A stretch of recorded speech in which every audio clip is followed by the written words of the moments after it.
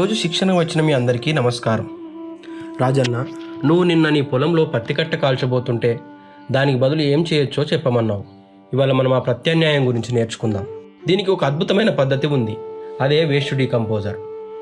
Waste decomposer అంటే ఏమిటి రవికుమార్ గారు? ఆ పేరు కాస్త వింతగా ఉంది కదా.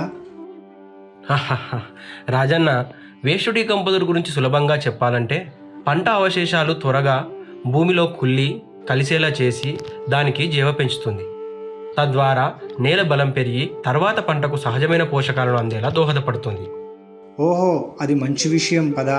కానీ ఈ వేస్ట్ డీకంపోజర్ని ఎట్లా తయారు చేయాలి? మాకు సులభంగా చెప్పండి రవికుమార్ గారు. 500 ml డీకంపోజర్ బాటిల్ మనకు డీలర్ షాప్, కేవీకే లేదా రీసెర్చ్ సెంటర్లో దొరుకుతుంది.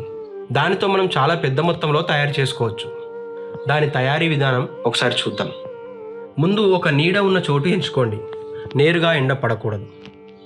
ఒక డ్రమ్లో 200 లీటర్ల నీళ్లు తీసుకొని అందులో 500 మిల్లీలీటర్ల వేస్ట్ డీకంపోజర్ కలపండి. ఇప్పుడు 2 కిలోల బెల్లం వేయండి.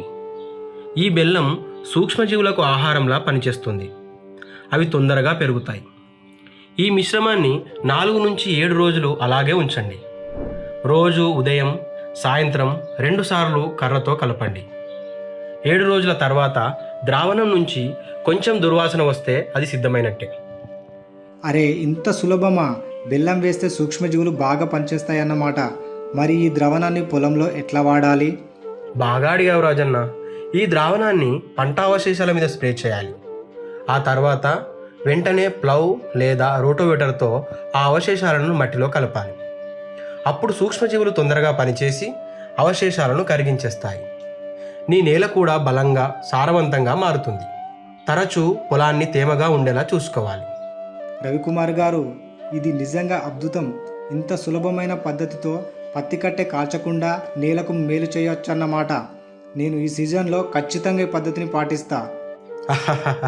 అది రాజన్న, నీలాంటి రైతులు ఈ పద్ధతులు అవలంబిస్తే మన నేల ఆరోగ్యంగా ఉంటుంది, పంటలు బాగా పండుతాయి. ఏమైనా సందేహాలుంటే అప్పుడైనా నన్ను అడగవచ్చు.